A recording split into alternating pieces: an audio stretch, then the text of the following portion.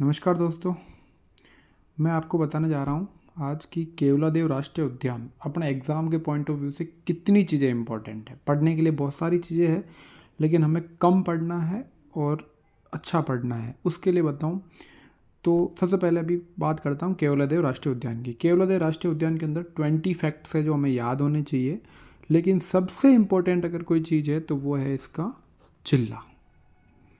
जिला हमें याद होना चाहिए, ठीक है।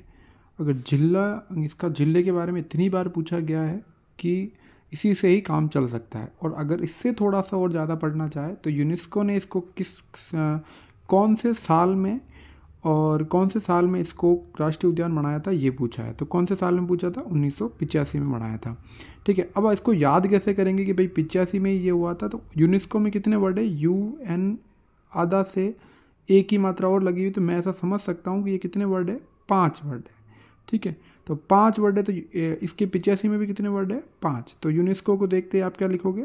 85 को देख के टिक कर दोगे। इसमें विश्व प्राकृतिक धरोहर में शामिल किया गया था। अब ईरान के लिए आप वर्ड कौन सा याद यूज़ कर रहे हो? एक। तो इसको कब बनाया गया था? 1 अक्टूबर 1981 को। वैसे ये भी पूछा गया है, लेकिन कम पूछा गया है।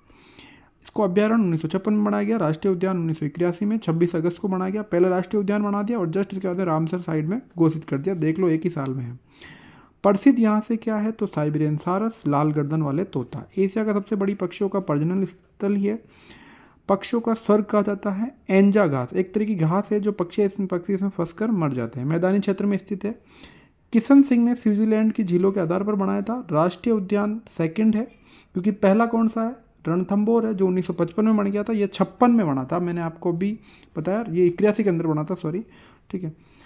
तो सबसे छोटा 28.73 किलोमीटर स्क्वायर का एरिया है। स्थान ये NH11 पर स्थित है, जो भारत के प्रमुख पर्यटन स्थल सुनेरा, त्रिकोण, आगरा, जयपुर और दिल्ली के वहाँ स्थित है, ठीक है। और यहाँ पे 2 नदी और मिलती है, बाण गंगा और गंभीरी के संगम स्थल पर भी है। साइबेरियन केरन शीत ऋतु में आगमन पर आते हैं।